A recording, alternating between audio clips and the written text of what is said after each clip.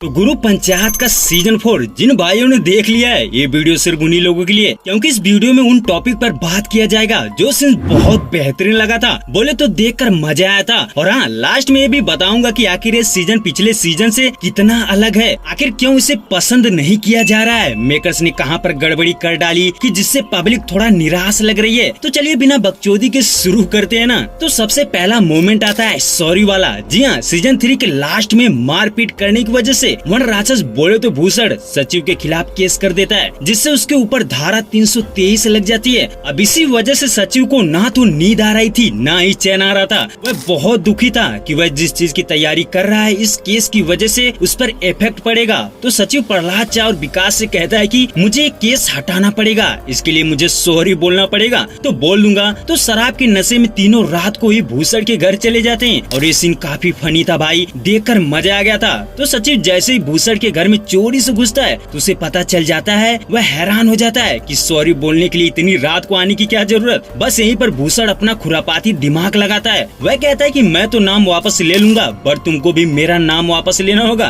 दरअसल प्रधान पर जिन लोगों ने गोली चलाई थी उनमें से एक सस्पेक्ट भूसड़ भी था। तो वह मौके का फायदा उठाने की सोचता है। तो सचिव और प्रहलाद मिलकर फैसला लेते हैं कि चलो ठीक है, नाम हटा देंगे। बट लोचा तो तब होता है जब अगली सुबह थाने पर जाते समय भूसड़ विधायक से मिलने जाता है और जब वह उससे बताता है कि मैं अपना नाम हटाने जा रहा हूँ तो विधायक भड़क जाता है। तो विधायक भी अपना नाम केस से हटाने को बोलता है। तो जैसे ही थाने पर पहुंचकर भूसड़ ये डिमांड करता है तो सचिव गुस्सा हो जाता है, बट जैसे तैसे राजी हो जाता है। लेकिन तभी एक और लोचा होता है कि विधायक भूसड़ से कहता है मेरा घोड़ा यानी सितारा भी वापस चाहिए। बस इसी बात पर चिढ़कर सचिव और प्रहलाद थाने से भाग जाते हैं। अब आते हैं दूसरे मोमेंट पर। बोले तो यहीं से भूसड़ अपना खुरापाती दिमाग यूज करता है। आप देखना वह इलेक्शन जीतने के लिए क्या क्या करता है, वह कैसे प्रधान की हर एक पैंतरा को गलत साबित कर देता है। तो प्रधानी का चुनाव जैसे ही करीब आता है तो प्रधान सचिव से सब मिलकर एक प्लान बनाते हैं कि अगर उन्हें गांव वालों का दिल जीतना है तो उनके सामने कुछ तो करना पड़ेगा। वह फैसला लेते हैं कि हमें गांव में सफाई करनी चाहिए। तो वह सबसे पहले स्कूल में जाते हैं। तो स्कूल का बाथरूम बहुत गंदा था, जिसकी वजह से वह टंकी के नीचे की जमीन को साफ करने का फैसला लेते हैं। लेकिन रिंकी की बेवकूफी की वजह से ये प्लान भूसड़ को पता चल जाता है। दरअसल रिंकी अपनी माँ मंजू देवी का फोटो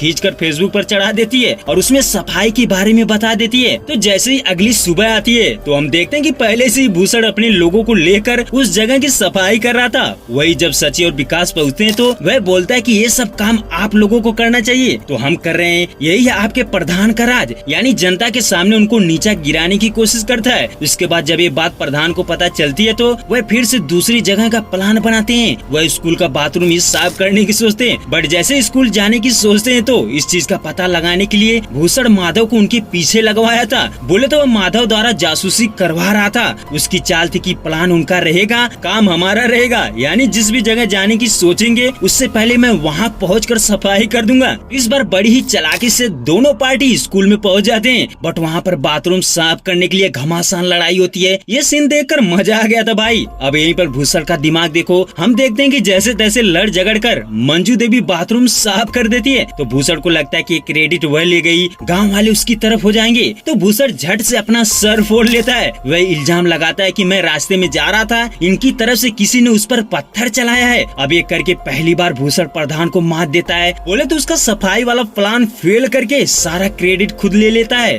अब जानते हैं दूसरी बार भूसड़ प्रधान के प्लान को कैसे फेल करता है। तो हम देखते हैं कि गांव में ट्रांसफार्मर जल जाता है, जिससे बिजली चली जाती है। ये चीज दोनों पार्टी के लोग देखते हैं, बट भूसड़ फट से सोच लेता है कि वह कहता है कि पिछली बार जब ट्रांसफर जला था 1 हफ्ता लग गया था। अब देखते हैं क्या होता है। तो भूसड़ एक काम करता है कि उसे पता था कि लाइट बनवाने के लिए प्रधान लाइनमैन के पास पहुंच जाएंगे। तो भूसड़ लाइनमैन को घुस देकर अपनी तरफ खींच लेता है। वह कहता है कि जब तक मैं ना कहूँ तब तक तुम लाइट बनाने मत जाना। तो ऐसा होता है भी है यार। प्रधान की पार्टी के लोग सोचते हैं कि हम लाइट बनवा कर सारा क्रेडिट ले लेंगे, बट सारा दांव उल्टा पड़ जाता है। लाइनमैन नहीं आता, जिससे 1-2 दिन निकल जाते हैं। उसी बीच भूसड़ गाँव में जनरेटर की व्यवस्था करता है, जिससे गाँव वालों का अटेंशन अपनी तरफ खींचता है। उसके बाद हम देखते हैं कि जब प्रधान लाइट वाले को नहीं बुला पाता है तो भूसड़ पब्लिकली उन्हें झाड़ता है। वह कहता है कि वह आया नहीं, बल्कि तुम लोग उसे ला नहीं पाए। अब देखो मैं कैसे बुलाता हूँ। फिर भूसड़ एक झटके में ही लाइट बनवा देता है, यानी इस बार भी वह बड़ी ही चालाकी से सारा क्रेडिट ले लेता है। अब ऐसा नहीं है कि हर जगह वही अपना दिमाग लगाता है। मंजू देवी यानी प्रधान की तरफ से भी कुछ खुरापाती किया जाता है। जैसे भूसड़ गाँव वालों को फ्री में आलू बंटवा रहा था। तो जब ये बात मंजू को पता चलती है तो वह सारा आलू फ्री में लेकर समोसे वालों को दे देती है। वह कहती है कि इसका समोसा बनाओ और फ्री में सबको खिलाओ। तो जैसे ये बात भूसड़ को पता चलती है तो वह एक आदमी से कहता है कि भले ही ऊपर का मैदा मंजू देवी का है बट अंदर का आलू मेरा है। ये भी सीन देखकर मजा आ गया था भाई। इसके बाद एक और जगह भूसड़ फेल होता नजर आता है। वह पंचायत ऑफिस के बाहर सबको इकट्ठा करके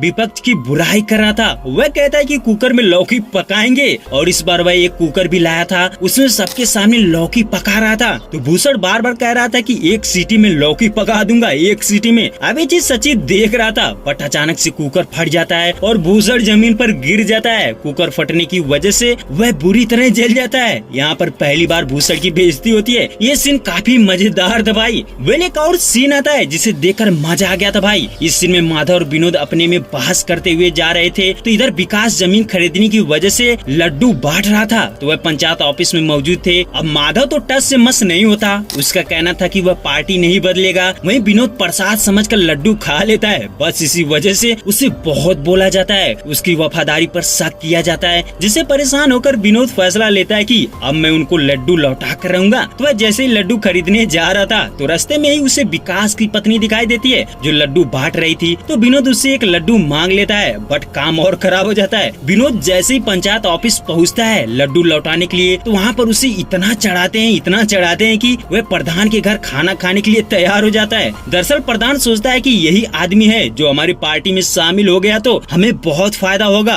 तो वह बड़ी ही चालाकी से उसे घर पर बुलाकर खूब खाना खिलाते हैं। बट जैसे ही बोलते हैं कि तुम पार्टी बदल लो और भूसड़ को पत्थर किसने मारा, तो ये सुनकर विनोद उनके मुंह पर मना कर देता है। यानी यहाँ पर भी प्रधान का प्लान फेल हो जाता है। वेल जो भी है, अब बात करते हैं कि आखिर पंचायत का सीजन 4 लोगों को पसंद क्यों नहीं आया। तो देख मेरे भाई, इस सीजन जो भी कुछ दिखाया गया ना सब कुछ ठीक है। बोले तो मेकर्स हमें हर बार गाँव के अंदर जो चीजें होती है वह मुद्दा लेकर उसे डिटेल में दिखाने की कोशिश करिए। इस सीजन पूरा का पूरा पॉलिटिक्स दिखाया है। यानी गांव में जब प्रधानी का चुनाव आता है तो कैंडिडेट एक दूसरे को हराने के लिए क्या क्या करते हैं, क्या क्या मुसीबतें आती हैं, सब कुछ डिटेल में दिखाया गया है और 100% सही भी है यार। बट सवाल है कि आखिर लोगों को मजा क्यों नहीं आया। तो देख मेरे भाई, इसके अंदर बहुत सारे मोमेंट थे जहाँ पर मेकर चाहते तो बहुत मजा आता। अगर दिक्कत थी तो राइटिंग को लेकर, यानी कोई भी फनी डायलॉग्स नहीं सुनने को मिलते। बोले तो जो नोक झोंक होती है ना, फनी मोमेंट जिसे देखकर ठाके वाली हंसी आए, ऐसा कुछ भी नजर नहीं आता। यहाँ तक तो ठीक है भाई, चलो इतना भी खराब नहीं था, देख रहे थे मजा आ रहा था।